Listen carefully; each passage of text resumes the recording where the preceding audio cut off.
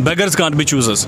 Beggars उन्होंने कौम को कहा था या फिर उस कौम में शरीफ खानदान को भी शामिल किया? इकबाल साहब एक बार फिर हमारे साथ मौजूद हैं। इकबाल साहब अस्सलाम वालेकुम। जी वालेकुम सलाम। देख लिया आपने अपना लिंक और आपका शो उसी तरह से किया? जी थैंक यू वेरी मच। मैं समझता हूँ कि आपके चैनल के ज़रिए मैं पाकिस्तान के नौजवानों को ये बात ज़रूर कहना चाहूँगा कि देखिए, किसी भी रियासत की बुनियाद उसके आइन के ऊपर होती है और किसी भी रियासत की बका और सलामती के लिए ज़रूरी है कि उसके आइन की हुर्मत को बरकरार रखा जाए और उसका एहतराम किया जाए। ये जो केस है ये किसी के इख्तियार या किसी के ओहदे के बारे में नहीं है, ये आइन शिकनी का केस है और इस बारे में हम समझते हैं कि किसी भी लिहाज से कोई रियायत नहीं की जानी चाहिए, चूँकि अगर रियायत हुई तो मुस्तकबिल में यहाँ पर ऐसा दरवाज़ा खुल जाएगा कि पाकिस्तान के आइन के परखचे उड़ जाएंगे। अच्छा नहीं, ऐसा इकबाल साहब चले, एक तो कोर्ट के अंदर मामला जारी है, सब जुडिस है, लेकिन सर हो जाना वो ले रहे हैं। बराए मेहरबानी आप मुझे ये चीज़ बताएं कि हमने देखा है कि जब स्पीकर की रूलिंग आई है उसके बाद वीडियो वायरल है। उस वीडियो में आप मोबाइल फ़ोन पे कोई चीज़ पढ़ रहे हैं, अपोजिशन लीडर साहब के चेहरे की हवाइयाँ उड़ी हुई हैं जो उस दिन रूलिंग की, उसी दिन जब स्पीकर की रूलिंग सामने आई है कौमी असम्बली में, आप लोगों को आइडिया नहीं था, अंदाज़ा नहीं था? देखिए, मैं समझता हूँ कि कोई भी जो लॉ अबाइडिंग सिटीज़न है जी, वो ये वहमो गुमान में भी नहीं रख सकता कि वो लोग जिन्होंने आइन की पासदारी का हलफ लिया है जी, वो इस तरह ब्लेटेंटली आइन शिकनी के मुर्तकब होंगे। It was certainly A shock because कोई तवक्को नहीं कर सकता कि इस तरीके से डिप्टी स्पीकर और वज़ीर कानून, जिसका काम है कि वो आइन को की हिफाजत करे, कि वो मिलकर इस तरह वो काम करें जो कभी मार्शल एडमिनिस्ट्रेटर ने भी पाकिस्तान में नहीं किया। तो ये हर शख्स के लिए एक बहुत बड़ा शौक था। लेकिन ये सुप्रीम कोर्ट सर इन्हें ठीक करार दे देती है तो उसके बाद आपकी क्या राय?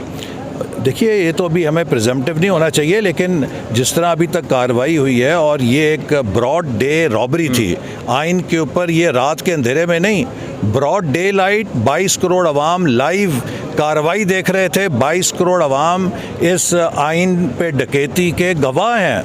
तो मैं समझता हूँ तो देखा है, लेकिन मुझे ये बताएं कि सुप्रीम कोर्ट के फैसले को मानेंगे या एक बार फिर जीटी रोड पे निकलेंगे और एक बार फिर कहेंगे कि वो 5 लोगों को इधर बिठाएं? अभी जब सुप्रीम कोर्ट का फैसला नहीं आया तो उस पर हमें कोई क्यासराई नहीं करनी चाहिए और कार्रवाई के हवाले से कोई ऐसे प्रिजम्पटिव रिमार्क्स भी नहीं देने चाहिए। सर, नेशनल सिक्योरिटी कमेटी की जो मुलाकात थी और उसके जो मिनट्स की बातचीत भी की गई आज साबिक सेनेट चेयरमैन साहब की तरफ से, लेकिन उसमें वाज़ेह तौर पर कहा गया कि ब्लेटेंट इंटरफेरेंस की गई है एक फॉरेन पास की तरफ से। उस पर आप क्या कहेंगे? जो नेशनल सिक्योरिटी कमेटी की मीटिंग है, मैंने उसके जो डिक्लेरेशन है वो पढ़ा है जी, कहीं उसमें नो कॉन्फ्रेंस का जिक्र नहीं है, कहीं उसमें साजिश का जिक्र नहीं है। इंटरफेरेंस फिर किस तरह है? देखिए, वो हो सकता है कि इंटरफेरेंस की तो 600 किस्में हो सकती हैं कि आप कोई सख्त किसी की पॉलिसी के बारे में तबसरा करें और आप उसे भी इंटरफेरेंस कह सकते हैं। उस डिक्लेरेशन के अंदर ना तहरीक अदम एतमाद का जिक्र है, ना किसी साजिश का जिक्र है, ना ऑपोजिशन का कोई जिक्र है। और वज़ीर आज़म ने, मैं अफसोस से कहता हूँ कि मुसल्लह अफवाज के सरबराहान और नेशनल सिक्योरिटी कमेटी की उस इजलास को कौम को मिसलीड करने के लिए बार बार दोहराया है और ये तासुर देने की कोशिश की है कि उनके इस गलत मौक़िफ़ को मुसल्लह अफवाज की तायद हासिल है, जो कि ऐसा नहीं है। आप उस मीटिंग में गए क्यों नहीं सर? आप लोगों को जाना चाहिए था नेशनल सिक्योरिटी कमेटी की मीटिंग। देखिए, जो पार्लिमानी उसने कमेटी बुलाई थी, ये है ही फ्रॉड। देखिए ना, हम तो समझते हैं ये एक डिप्लोमेटिक, अब तो सामने आ गई चीज़ कि it was just an ordinary cipher, एक डिप्लोमेटिक डिस्पैच है।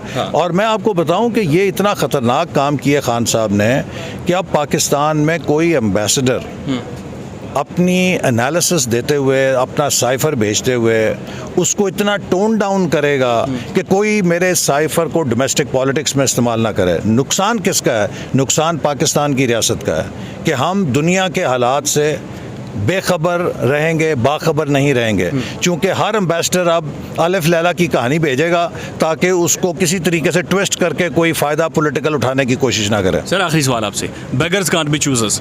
बेगर्स उन्होंने कौम को कहा था या फिर उस कौम में शरीफ खानदान को भी शामिल किया? नहीं, देखिए, ये ट्विस्ट किया गया है। उन्होंने ये कहा था कि खुददार कौम के लिए हमें मजबूत मईशत बनना है। देखिए, पाकिस्तान की खुद मुख्तारी तब होगी जब हमारी मईशत मजबूत होगी। हमारी मईशत तब मजबूत होगी जब हमारे इकनॉमिक स्टेक होल्डर्स के साथ ताल्लुक अच्छे होंगे। चीन है, चीन के साथ सीपैक तबाह करके ताल्लुकात ख़राब। यूरोपियन यूनियन है, उसको आपने जलसे के अंदर जलील करके रख दिया। अमेरिका है, जहाँ आपकी एक्सपोर्ट जाती हैं उनको आपने साजिशी कर दिया। खलीजी ममालिक हैं, उनके साथ आपके ताल्लुकात ख़त्म हो गए। जो प्राइम मिनिस्टर पाकिस्तान के इकनॉमिक स्टेक होल्डर्स के साथ मुल्क को लड़ा रहा हो, अब मुझे बताएं कि गद्दार कौन है। नहीं, अब मुझे ये बताएं सर, मईशत तो स्टेबल तभी होती है जब मुल्क के अंदर स्टेबिलिटी होती है, जब मुल्क के इंटरनल मामलात या मुल्क के अंदर सियासी स्टेबिलिटी होती है। जब तक वो नहीं होगी तो कब कैसे मईशत स्ट्रॉन्ग होगी? बहरहाल एक बड़ा सवाल है। अपना ख्याल रखिएगा और हमारे चैनल का भी अल्लाह हाफ़िज़।